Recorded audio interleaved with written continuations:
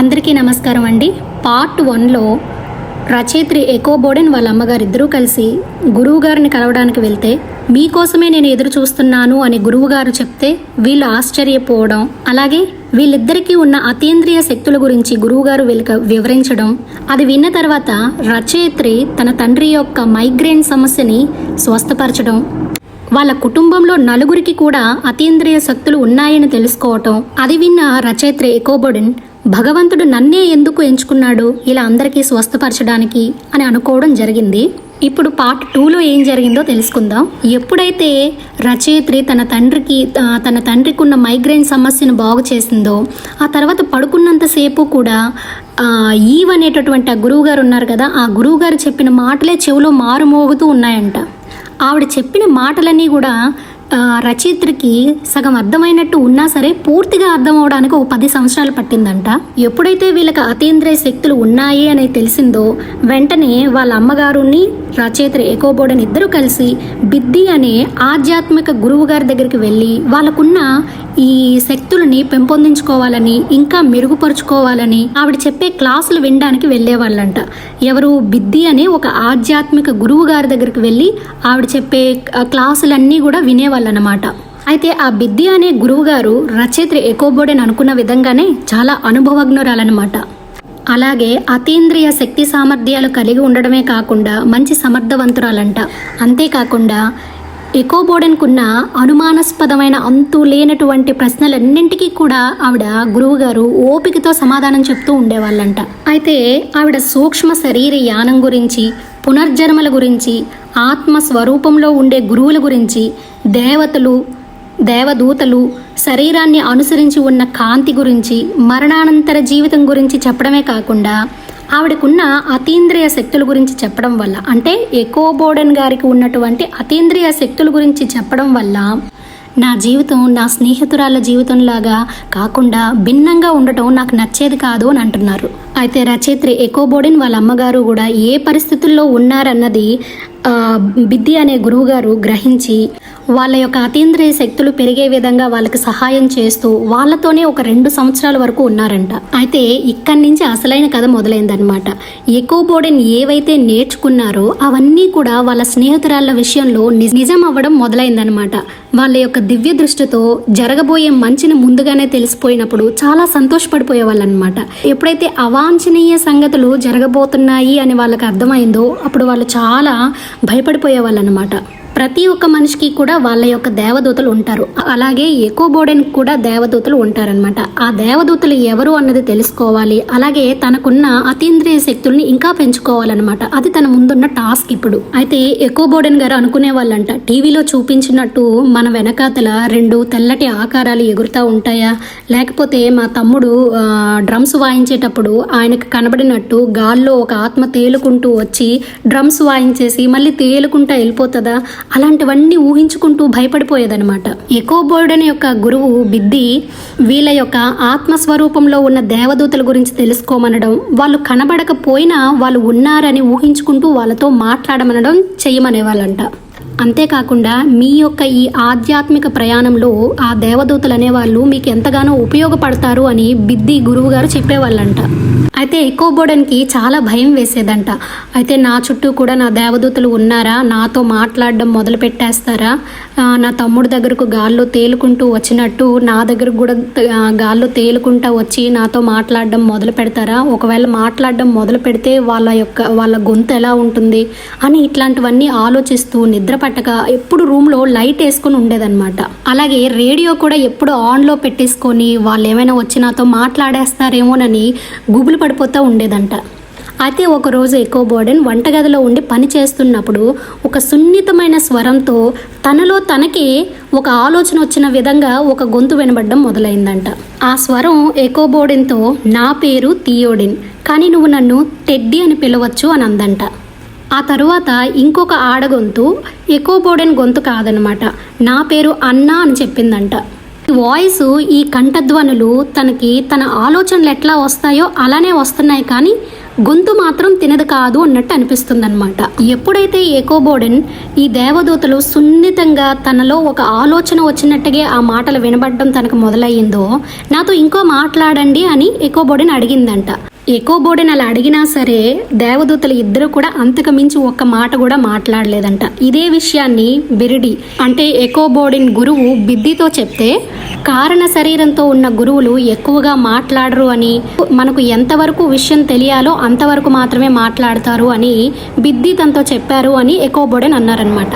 అయితే అప్పటి నుంచి కూడా ఎకోబోడెన్ దేవదూతలు తనతో మాట్లాడడానికి ఏమాత్రం ఇబ్బంది పడకూడదు అని, ఇంట్లో ఉన్నప్పుడు కార్లో వెళ్ళేటప్పుడు కూడా రేడియో ఆన్ చేయడము, రేడియోను పెట్టడం మానేశారంట. అయితే ఎకోబోడెన్లో ఎప్పుడైతే ఆ భయం తగ్గిపోతూ వస్తుందో దేవదూతలు కూడా తనతో మాట్లాడడం మొదలుపెట్టారంట. ఎవరికైనా ఈవిడ స్వస్థపరుస్తున్న టైంలో ఈవిడతో ఆ దేవదూతలు సంభాషించి వాళ్ళకి ఎక్కడ నొప్పి ఉంది, నొప్పి వచ్చినప్పుడు ఏ స్థలంలో చేతులు పెట్టాలి అనేటటువంటి డైరెక్షన్స్ కూడా వాళ్ళు ఇస్తూ ఉండేవాళ్ళంట. అంతేకాకుండా ఎకోబోడెన్ ఇతరులకు స్వస్థత చేకూరుస్తున్నప్పుడు పద్ధతులను, నైతిక విలువలను, తన పరిమితులను చెప్పేవారంట. అంటే మరణం అంటే కేవలం స్వస్థత చెందటమే కానీ అది ఆరంభమే కానీ అంతం కాదు అని అర్థమయ్యేటట్టు చెప్పేవాళ్ళంట. ఎవరికైనా స్వస్థత చేసేటప్పుడు ఎంతవరకు పరిమితిలో ఎకోబోడెన్ చెయ్యాలి అన్న దాని గురించి వీళ్ళు పూర్తిగా క్షుణ్ణంగా అర్థమయ్యేటట్టు చెప్పేవాళ్ళంట. అయితే ఎకోబోడెన్ ఏం చెప్తున్నారంటే, ఇప్పుడు ఎవరైతే దేవదూతలు తనకి మార్గదర్శకులుగా ఉండి అంతా చూపించి చేపిస్తున్నారో వాళ్ళు మారిపోయి, అంటే వాళ్ళిద్దరూ కూడా ఇంకొకరికి మార్గదర్శకులుగా ఉండడానికి వెళ్ళిపోవడం ద్వారా కొత్త మార్గదర్శకులు వచ్చారు అని అంటున్నారు. అయితే వీళ్ళు క్లిష్టమైన పరిస్థితుల్లో ఎకోబోడెన్లోనికి ప్రవేశించి ఎకోబోడెన్ ద్వారా స్వస్థత చేకూర్చవలసిన వాళ్ళకి స్వస్థత చేసేవాళ్ళంట. 1983లో తన మార్గదర్శకులు ఆధ్యాత్మికంగా స్వస్థత చేకూర్చే పద్ధతుల మీద సరళమైన పుస్తకం, అంటే ఒక మంచి పుస్తకం రాయమని తనకు చెప్పారంట. అయితే పుస్తకం రాయడం నాకు రాదు, నాకు తెలియదు అని చెప్తే, నువ్వు ఆ పుస్తకం రాసినంత వరకు నీకు పూర్తిగా మేము సహకరిస్తాము అని చెప్పి పుస్తకాన్ని పూర్తి చేశారంట. ఆ పుస్తకం ఎకోబోడెన్ రాసినటువంటి మొదటి పుస్తకం. దాని పేరు హ్యాండ్స్ దట్ హీల్. 1985 సంవత్సరంలో ప్రచురితం అయిందంట. మొదటి ప్రచురితం అయిపోయిన తర్వాత అంతు చిక్కని మానసిక సమస్యలే అన్ని శారీరక సమస్యలకు కూడా కారణం అని తెలియజేస్తూ ఒక పుస్తకం రాయాలని మార్గదర్శకులు చెప్తే 1989లో ప్యాషన్ టు హీల్ అనే పేరుతో పుస్తకం రాసి 1993లో ప్రచురితం చేశారంట. అయితే 1970లో తను ప్రేతాత్మలు చూసే శక్తి కలిగి ఉంది అని తెలుసుకున్న తరువాత తన సోదరుడు మైకిల్తో కలిసి 1980 నుండి ప్రేతాత్మలను నిర్మూలించే జట్టుగా ఏర్పడి ఇతరుల ఇళ్లలో ఎప్పటి నుండి ఉన్న ఈ ప్రేతాత్మలన్నింటినీ కూడా ప్రాలదోలుతూ కొన్ని సంవత్సరాలు గడిపారంట. ఎకోబోడెన్ తన ఫ్యామిలీ, తన కుటుంబం అమెరికాలోనే అతీంద్రియ శక్తి సామర్థ్యాలు కలిగిన కుటుంబంగా పేరు పొంది టీవీల్లోని, మ్యాగజైన్స్లోని కూడా వీళ్ళ గురించి కథనాలు వచ్చేవంట. ఎకోబోడెన్కి ఈ అతీంద్రియ శక్తులను కలిగి ఉండడం ఒకవైపు అదృష్టంగా అనిపిస్తున్నా సరే ఇంకొక వైపు భారంగా అనిపించేదంట. అత్యద్భుతమైన మార్గదర్శకులు ఎకోబోడెన్కి ఎన్నెన్నో విషయాలు నేర్పించారు. అయితే తనకున్న జ్ఞానాన్ని 25 సంవత్సరాలకు పైగా ప్రాథమిక మరియు ఉత్తమ స్థాయిలో అతీంద్రియ శక్తులను పెంపొందించుకోవడం నేర్పించడమే కాకుండా ఆధ్యాత్మిక స్వస్థత అంటే సైకిక్ హీలింగ్ ఎలా ఉపయోగపడుతుందో, ఎలా ఉపయోగపరుచుకోవాలో అన్న విషయాలను చాలా మందికి నేర్పించారంట. ఎకోబోడెన్ రాసినటువంటి పుస్తకాలు ప్రచురించడంలో ఎప్పుడూ లేట్ అవుతూ ఉండేవంట. ఏవో ఒక అడ్డంకులు వచ్చి ఆ పుస్తకాల ప్రచురణలో లేట్ అవుతూ ఉండేదంట. అప్పుడు ఎకోబోడెన్ యొక్క మార్గదర్శక ఆత్మలు అనేవి ప్రతిదానికి ఒక టైం వస్తుంది, ఆ టైంలో దానంతట అదే పని జరుగుతుంది అని ఎకోబోడెన్ చెప్తుండేవాళ్ళంట. మనం ఇప్పుడు చదువుతున్న పుస్తకం గురించి ఎకోబోడెన్ ఏమంటున్నారంటే, పుస్తకం రాసి పూర్తయిన తర్వాత ఈ పుస్తకంలో ఏదో ఒక వెలుతుంది అని తనకు అనిపించేదంట. దీని గురించి నాకు ఎవరైనా సహాయం చేస్తే బాగున్ను, దీంట్లో ఉన్న తప్పులను గమనించి దీన్ని సరిదిద్దితే బాగున్ను అని అనిపించి అదే సమయంలో శ్రేయల్ అనే ఒక పుస్తక రచయిత్రి ఎకోబోడెన్కు పరిచయం అయింది.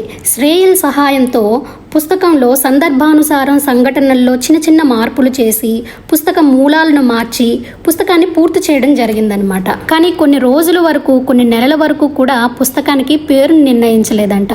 కొన్ని రోజులు గడిస్తే పుస్తకానికి పేరు అదే తడుతుంది అని నిర్ణయించుకున్నారంట. ఒకరోజు శ్రేయల్ ధ్యానంలో కూర్చున్నప్పుడు పుస్తకానికి ఈ పేర్లు అయితే బాగుంటాయని తనకి కొన్ని పేర్లు కనబడ్డాయంట. ఆ పేర్లను ఆవిడ ఒక బుక్ మీద రాసుకుని నేను నీకు తర్వాత చెప్తాను అని అన్నారంట. అయితే ఈలోపే ఎకోబోడెన్ ఎకోస్ ఆఫ్ ద సోల్ అనే పేరు ఎలా ఉంటుంది అని అడిగితే, అవును ధ్యానంలో ఇదే పేరు నాకు తట్టింది, ఎకోస్ ఆఫ్ ద సోల్ అనే పేరును పెడదాము అని నిర్ణయించుకున్నారంట. అయితే ఎకోబోడెన్ యొక్క దేవదూతలు ఎకోస్ అనే పదానికి అర్థం ఏంటి, ఆ అర్థాన్ని వెతుకు అని ఎకోబోడెన్కి చెప్పగా, ఎకో అంటే పునరావృతం, పునరాగతం అనే అర్థాలు వచ్చాయంట. సరిగా ఆత్మ చేసే పని కూడా అదే కదా. ఆత్మ పరిపక్వత పొందినంత వరకు జన్మలు ఎత్తుతూ అనుభవం మీద అనుభవం పొందుతుంది. అందుకని ఎకోస్ ఆఫ్ ద సోల్ అనే పేరుని ఈ పుస్తకంకి నిర్ణయించారు. ఫ్రెండ్స్, ఈ పుస్తకంలో ఆత్మ యొక్క పరిణామక్రమం ఎలా జరుగుతుంది అన్నది వివరించబడింది.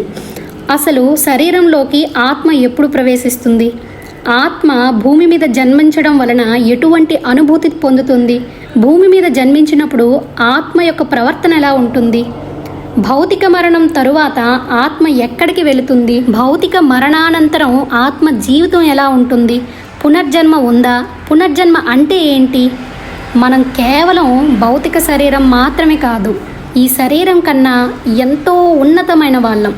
ఈ పుస్తకం చదివిన తరువాత తన పట్ల, ఇతరుల పట్ల ప్రేమ, గౌరవం, అవగాహన పెరుగుతుంది అని ఎకోబోడెన్ అంటున్నారు. రేపటి భాగంలో ఆత్మ అనే అధ్యయనంలోకి అడుగు పెడదాం. ఫ్రెండ్స్, ఆత్మాయనం అనే పుస్తకాన్ని చదివి దాంట్లో ఉన్న మీనింగ్ని నేను అర్థం చేసుకొని మీకు అర్థమయ్యే విధంగా చెప్తున్నాను. అంతే తప్ప పుస్తకాన్ని మొత్తం నేను చదివి మీకు వినిపించడం లేదు. మీకు ఇంకా క్లియర్గా తెలుసుకోవాలి, పూర్తిగా నేను చదివి దాన్ని అవగతం చేసుకోవాలి అని మీకు అనిపిస్తే పుస్తకం చదవడం ఉత్తమం అని చెప్తున్నాను. ఫ్రెండ్స్, ఈ పుస్తకం చదువుతున్నంతసేపు నాకు ఒకటి గుర్తొస్తుంది. చిన్నప్పుడు అంటే పిల్లలు పుట్టినప్పటి నుంచి వాళ్ళకి అవగాహన వచ్చినప్పటి నుంచి పిల్లలు ఎన్నోసార్లు కిందన పడిపోవడం, దెబ్బలు తగిలించుకోవటం, వాళ్ళకి ఎన్నో ప్రమాదాలు జరుగుతూ ఉంటాయి. కానీ అది వాళ్ళ ప్రాణం వరకు రాకుండా వాళ్ళ యొక్క దేవతలు వాళ్ళని కాపాడుతారు అన్న విషయాన్ని నేను ఎప్పుడో విన్నాను. అయితే అదేవిధంగా ఇక్కడ ప్రతి ఒక్క మనిషికి కూడా వాళ్ళకంటూ ఒక ఇద్దరు దేవదూతలు ఉంటారన్న విషయం విన్నప్పుడు అది నిజమే కదా అని అనిపిస్తుంది. మీకు ఎలా అనిపిస్తుందో మీ యొక్క అనుభవాలను కూడా కిందన కామెంట్ రూపంలో తెలపండి. వీడియో కానీ మీకు నచ్చినట్టయితే లైక్ చేయండి, షేర్ చేయండి, అలాగే ఛానల్ని సబ్స్క్రైబ్ చేసుకోవడం కూడా మర్చిపోకండి.